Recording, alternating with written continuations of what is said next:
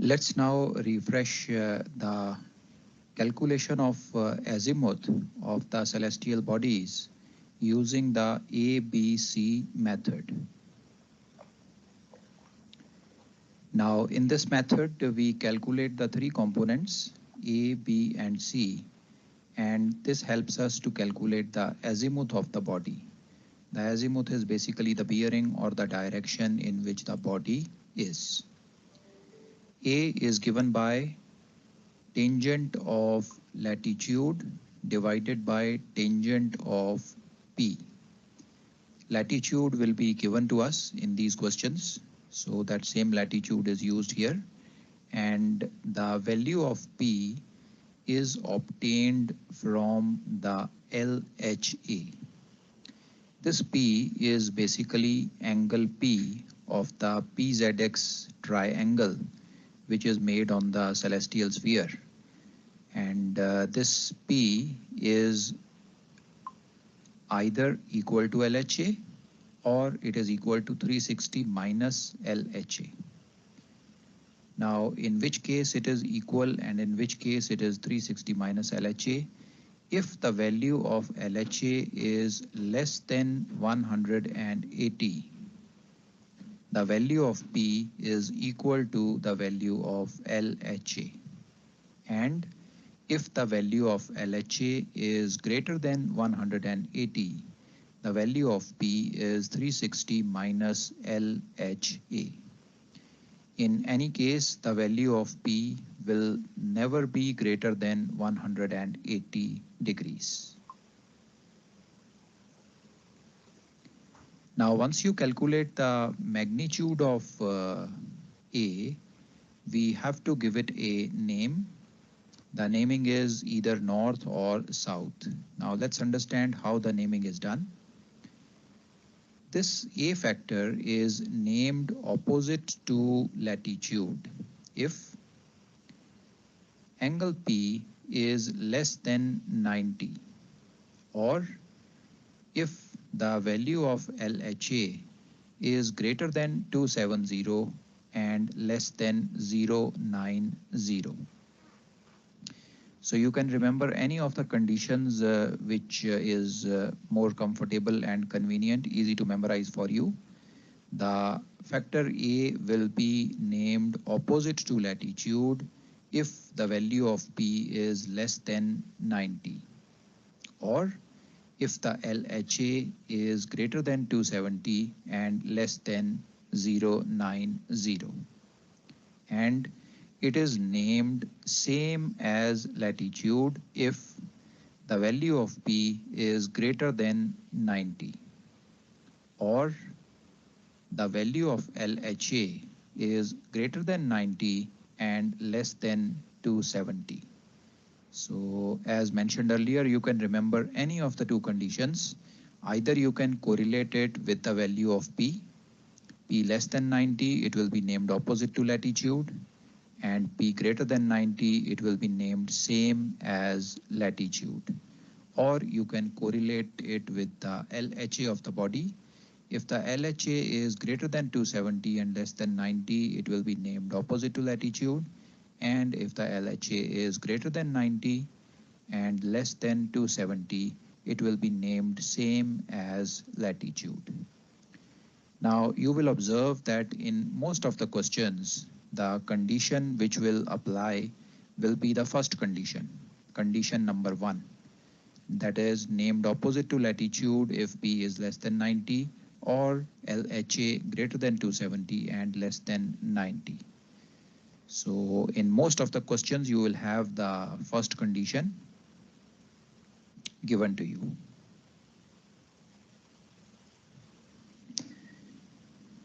A doubt may arise in your mind that what if the value of P is exactly equal to 90? Or in other words, the value of LHA is exactly equal to 90 or 270. So how are we going to find the direction of A? Now, if the value of P is equal to 90 degrees, the A value in this formula, you can see here that the value of A would become 0. You can understand it very easily. Uh, Tangent P can be broken down as sine of P upon cos of P. The cos of P component will come in the numerator, and in case P is equal to 90, cos of P becoming cos 90, which is equal to 0, will convert the whole factor to 0. So the A factor or the value of A would be 0 in that case. So you will not need to name it either opposite to latitude or same as latitude. So this was the formula for A. Now let's proceed ahead and see the formula for B. Now B is calculated using the formula tangent of declination divided by sine of P. Now P, as I told you, will be calculated from the LHA of the body. If LHA is less than 180, P is equal to LHA. If LHA is more than 180, P is equal to 360 minus LHA. How would we obtain the LHA of the body? It can be easily obtained from the GHA, which is given in the almanac. You will obviously be given a particular time on which the azimuth is required. So for that time, you can get the GHA of any celestial body, sun, star, planets, and moon. For all these bodies, the GHA is obtainable from the almanac for every day, hour, minute, and second of the year. So you obtain the GHA of the body from the almanac.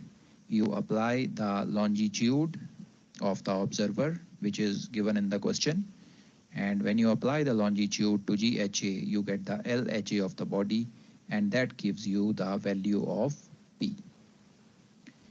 The numerator contains declination. Declination is obtained directly from the almanac. So as I told you, the date and time of the observation is provided to us in these questions.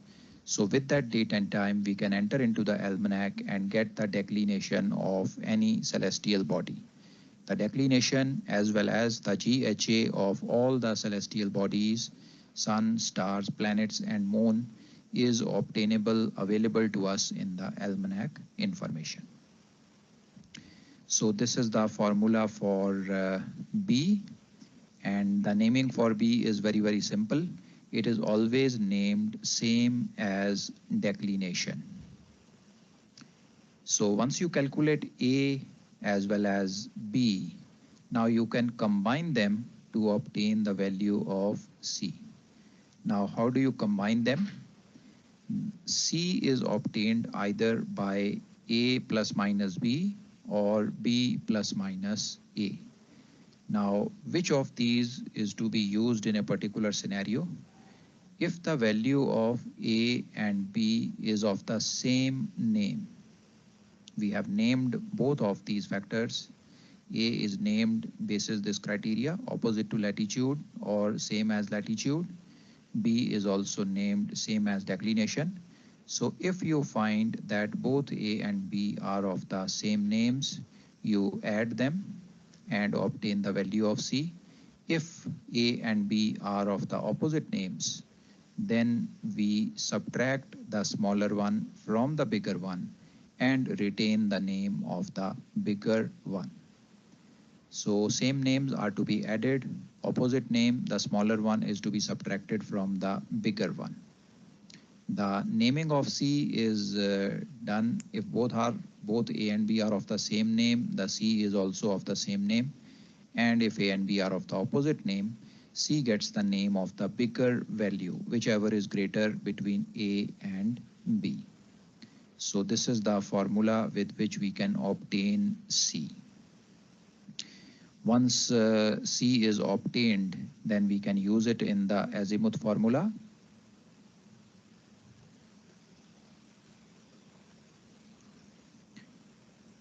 We will just see the azimuth formula in the coming slide.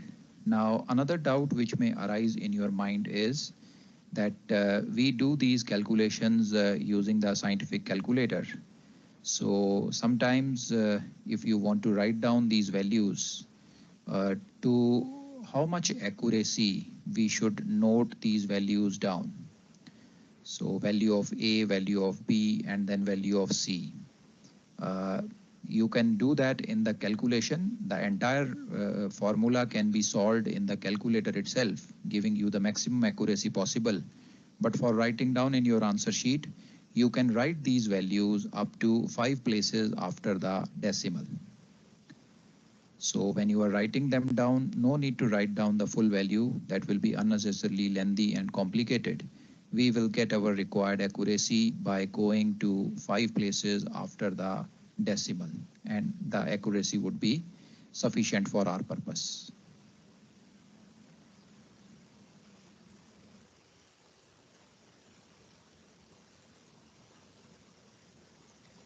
Now, once the value of C is obtained, then we can use this formula. Tangent of azimuth is equal to 1 by C into cos of latitude. C is what we have just calculated from combining A and B, and latitude is given to us in the question. So using these two values, we can obtain the azimuth of the body. So this is the last formula which we use after A, B, and C. Now, when we calculate the azimuth using this formula, important thing to remember is that azimuth is obtained in the quadrantal notation. It is not obtained in the three-figure notation or true notation. It is obtained in the quadrantal notation. Now, in quadrantal notation, whatever value you obtain has to be prefixed by either north or south, and it has to be suffixed by east and west. You will have the north-south name before the value, and you will have the east-west name after the value. So the formula is going to give us the value or the magnitude of the azimuth. How do we now decide whether it is north or south in the beginning and east or west in the end? Or in other words, how do we decide what is the quadrant in which the azimuth lies? Now this is also very, very simple. The north-south value to be written in the beginning is decided by the name of C. Remember, I told you when we combine A and B, if both are of the same name, the name of C is also same. The name is same as A and B. If A and B are of the opposite names, C gets the name of the bigger value. So whatever is the name of C, the same name is used in the beginning before the value, either north or south. And the ending part, east and west, is decided by the LHA of the body. So we had already calculated the LHA of the body for finding the value of P to be used in the formula. So this value of LHA tells us what alphabet has to be used in the end, whether it will be east or west. If LHA is less than 180, it will be west, and if LHA is greater than 180, it will be east. This is because LHA or local R angle is a westerly measurement. It is measured westward from the observer meridian. So if the LHA is less than 180, it denotes that this particular body is west of the observer. And if LHA is more than 180, then it denotes and indicates that the body is east of the observer. So this is how we decide the quadrant in which the azimuth lies.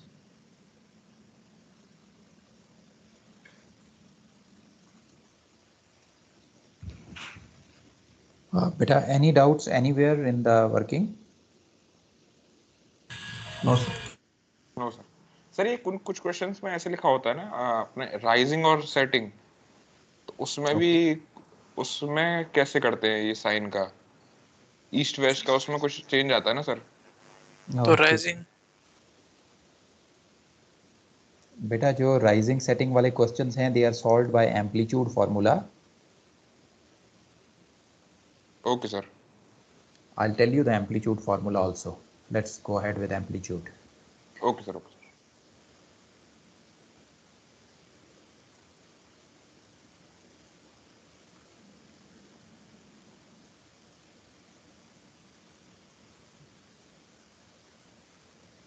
Now, when we work with celestial navigation questions involving R angles, by R angle I mean the local R angle LHA, Greenwich R angle GHA, or sidereal R angle SHA. You may sometime be faced with a tricky situation. What happens during calculation that the value of these R angles sometime goes into negative, and in other cases the value may go beyond or more than 360 degrees. Now, what is to be done in those cases? Now, sometime candidates get confused of how to get these R angles correctly. So that's why I always emphasize it. The value of R angles, whether it is Greenwich R angle GHA, or local R angle LHA, or sidereal R angle SHA, you can also consider right ascension.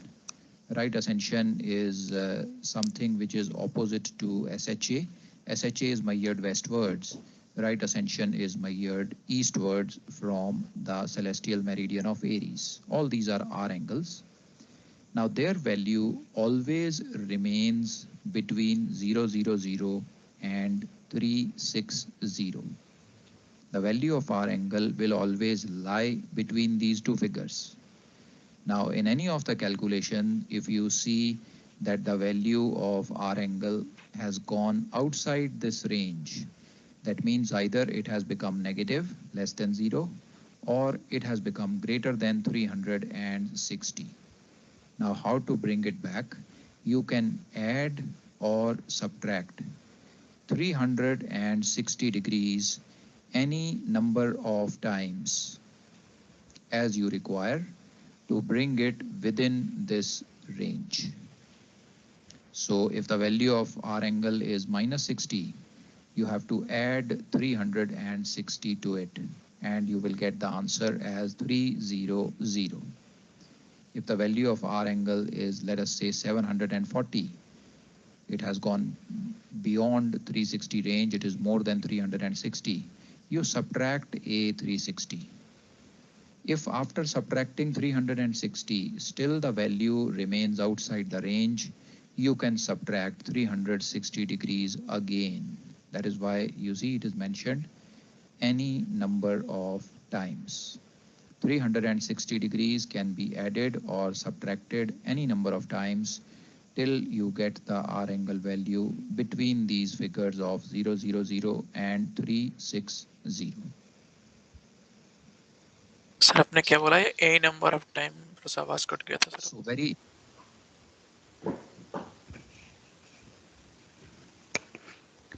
Beta, I was saying that if you have to bring it within this range of 000 and 360, if after adding or subtracting 360 degree, it still doesn't come in the range, you can add it the second time. If not, you can add it the third time also, right? Okay sir.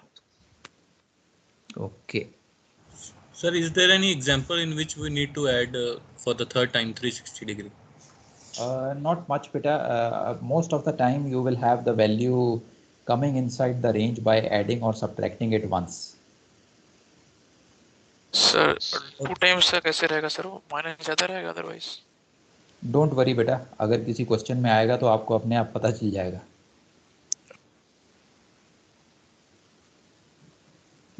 Okay.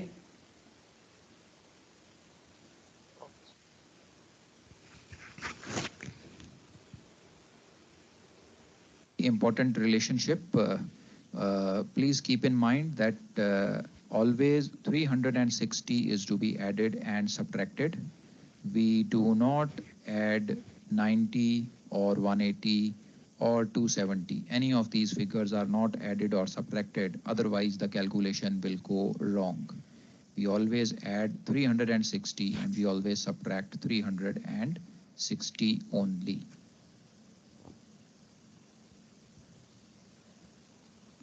So if you keep this in mind, you will not get stuck with the R angle calculations and you will get the right answers.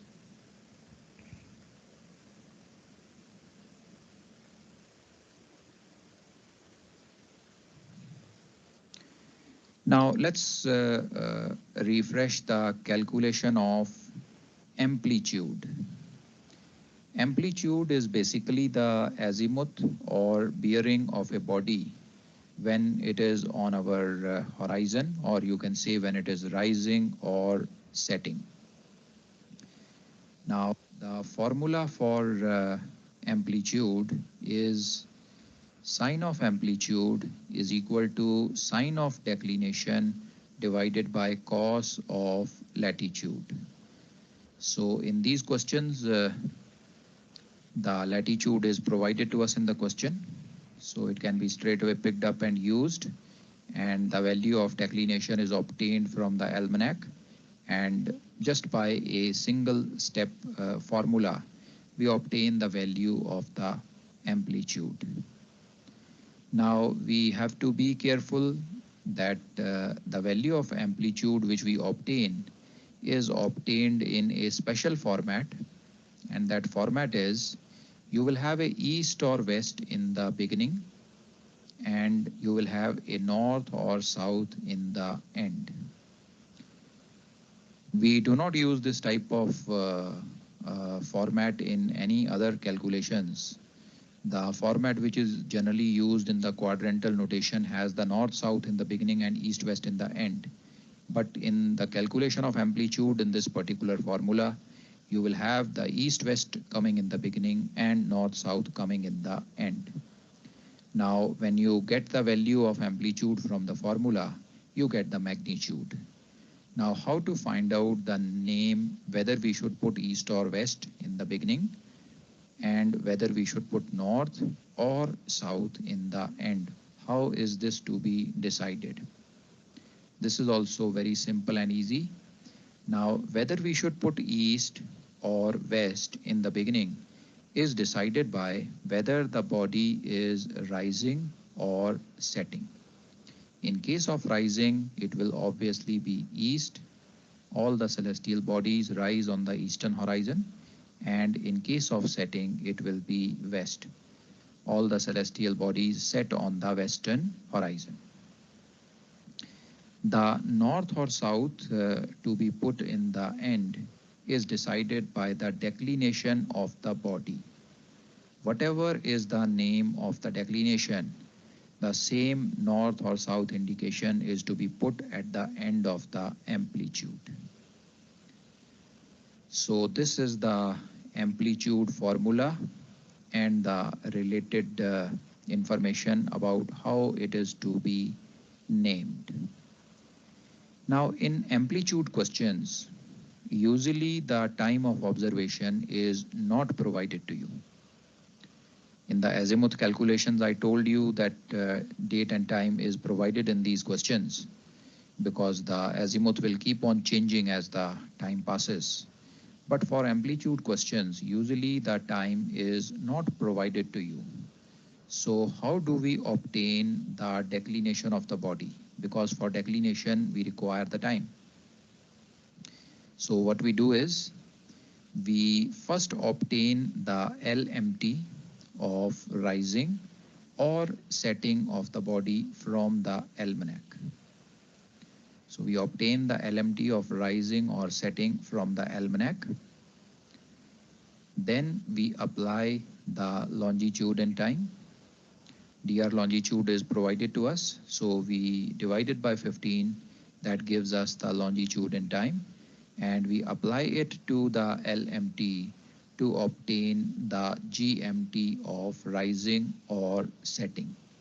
Once the GMT is obtained, with that GMT, we can easily enter into the almanac and get the declination of the body and this can be then applied used in the formula. So these are the steps which are involved in the amplitude calculations. Practically, we only use the sun for amplitude purpose. No other celestial body is practically used for amplitude calculation. Other bodies are stars, planets, and moon. Stars and planets, why they are not used is because they are point objects, and usually we are not able to clearly observe them when they are rising or setting or they are close to the horizon. So they being point objects, difficult to observe when close to the horizon. So that's why not used frequently for amplitude observations. And in case of the moon, why is moon not used for amplitude? In case of the moon, when you see the moon rising or when you see the moon setting, by the time we see the moonrise or moonset, the occurrence has already occurred, means the moon has already come above our rational horizon. By the time we see the moon, it has already attained some positive altitude. Now, how is that possible? When the moon rises and we see it immediately, how has it attained a positive altitude? The reason lies in that we observe the moon using the visible horizon, but the amplitude is taken basis the center of the moon on the rational horizon. Now, in case of the moon, the rational horizon is below our visible horizon. So that's why when the moon comes on the visible horizon, it has already crossed the rational horizon and its amplitude is practically not possible. The second difficulty which we face with the moon is that because of the phases, the shape of the moon keeps on changing. Sometime it is gibbous, sometime it is crescent. It could be a full moon day or new moon day. So if the size is anything less than half, it will be difficult to get the exact bearing of the center of the moon. So that is another difficulty which we face while taking the amplitude of the moon. Sir azimuth के time पे भी तो moon का centre लेना difficult है sir, और moon light है या कुछ, तो हम लोग लेते हैं ना sir azimuth. Yeah, that's right, beta. If the moon is visible to us less than half, let us say it's a crescent moon, then even the azimuth may have some error in it, because the azimuth we need to observe the center of the body, and with the moon visible only in a crescent shape, the center has to be estimated. So there is a scope for error when you take azimuth of moon. Okay. Now, just to make it a little more clear in your mind about the amplitude of moon not being practical, you can see this is a calculation picked up from the Principles of Navigation book from the altitudes chapter.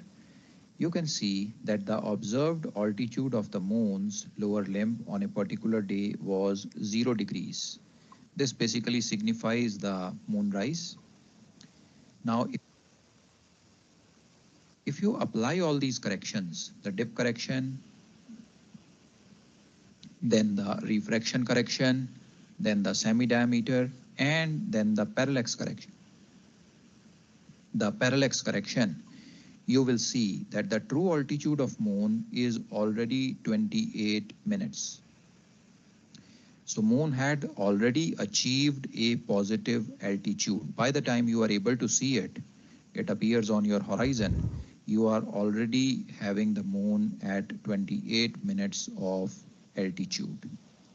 So that's why amplitude is not possible.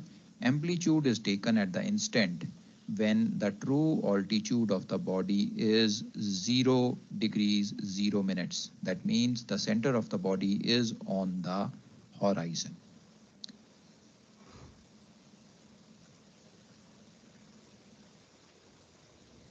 You can easily understand it from this particular diagram also. You can see the earth on the left hand side, the big circle representing the earth. We have an observer on top of the earth, and it is having a certain height of I. So it is represented by this vertical line right now where the laser pointer is. Now from the eye of the observer, if you draw a tangent to the surface of earth, this gives you your visible horizon. This is the visible horizon. From the eye of the observer, if you draw a tangent to the surface of earth, this gives you the visible horizon. And the rational horizon, if you consider in this diagram, the rational horizon passes from the center of the earth. So this horizontal line which you see, passing from the center of the earth, every point on which is 90 degrees away from the zenith of the observer is the rational horizon. So you can see it is labeled as rational horizon, and the slanting line is labeled as visible horizon.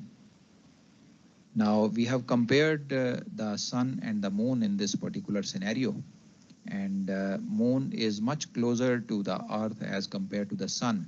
And you can see when the moon is rising in the morning, coming up from the eastern horizon, you see that it will first cross the rational horizon. After crossing the rational horizon, later on, it will reach to our visible horizon. So by the time we are able to see the moon, it has already attained a positive altitude. So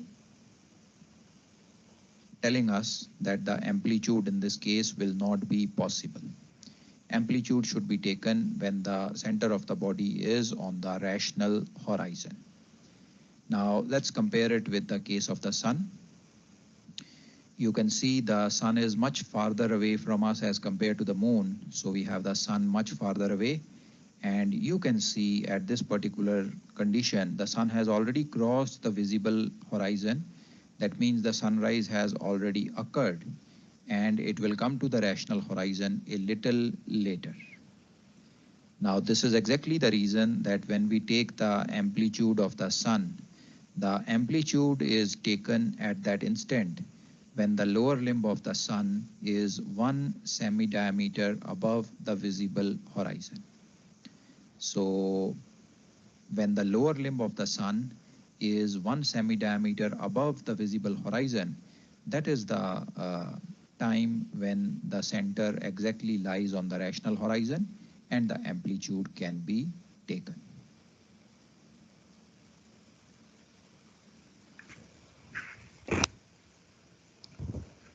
So is this part also clear, beta? Any doubts here?